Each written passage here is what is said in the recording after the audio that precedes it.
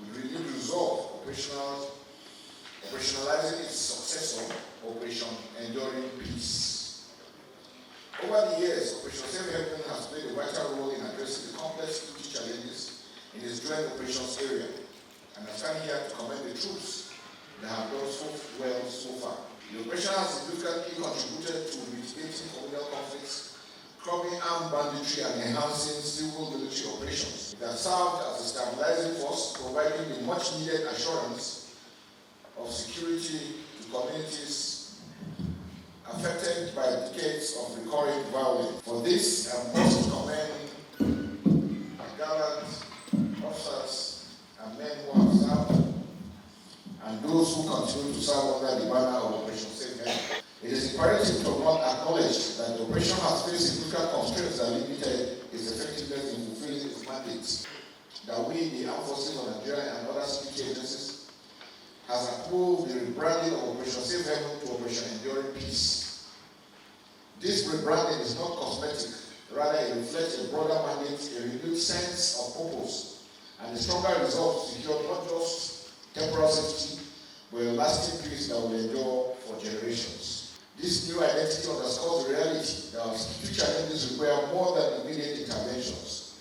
They demand sustainable solutions that integrate military, political, judicial, and community efforts. It is a whole-of-society approach to peace. Hence, Operation Enduring Peace will place stronger emphasis on interagency collaboration, intelligence-driven operations, and community engagement, which encapsulates a whole-of-society approach.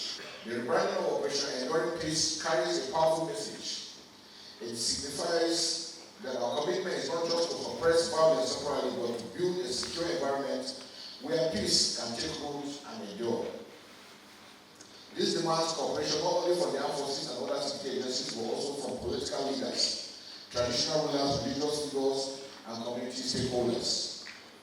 I need to emphatically state that everyone has a role to play in rejecting inflammatory rhetorics, fostering reconciliation, and building trust. We must all agree together for peace to be achieved. As we move into this new phase, let me assure you that the Armed Forces of Nigeria, under my leadership, remain unwavering in its dedication to the safety and well-being of all Nigerians. All Nigerians. We will continue to adapt, innovate, and act decisively against all threats to peace and stability. Our main mandate is to secure our communities and go against the bad guys, wherever they are.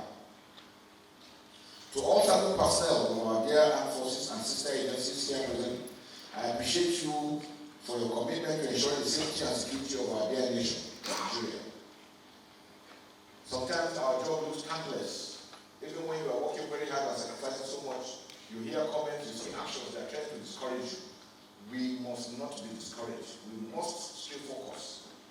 The new idea now is within the built-up areas, within the municipality of Jos and other areas, the civil police should take proactive steps while we move all the troops to major areas that are challenged, so that we can have that synergy and be able to go. We must identify where these people are happy, their staging areas, where they are coming from, who is funding them, who is encouraging, where their leadership. We must take them out for us to succeed.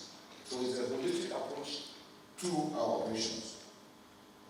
To the good people of Plateau State, we are all victims. It is our desire that these killings, these destructions must stop henceforth. This new emerging operation is for us to jointly look within us, because most times the enemies are within. We must identify them, because these few ones are demonstrating most of the problem. If we're able to stop the killings of communities, the destruction of communities, killing of animals, taking animals into farms, identifying those informants that sustain these people, the leadership and funding. If we all work together, we will be able to take them down, and this will be of the past. So I want to count on every one of you that yes, we have suffered so much, we have lost so many loved ones, it is time to move forward. And it is when we come together as Nigerians facing a common challenge that we will achieve that. On this note, I urge our troops to embrace the new identity of Operation Enduring Peace with pride, discipline, and renewed vigor. And let me warn to the sector commanders and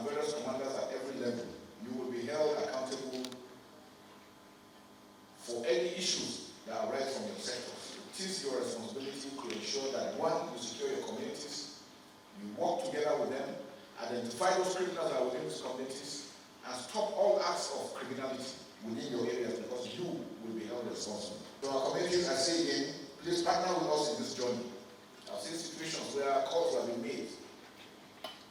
Pull out the armed forces, pull out the security forces, pull this out.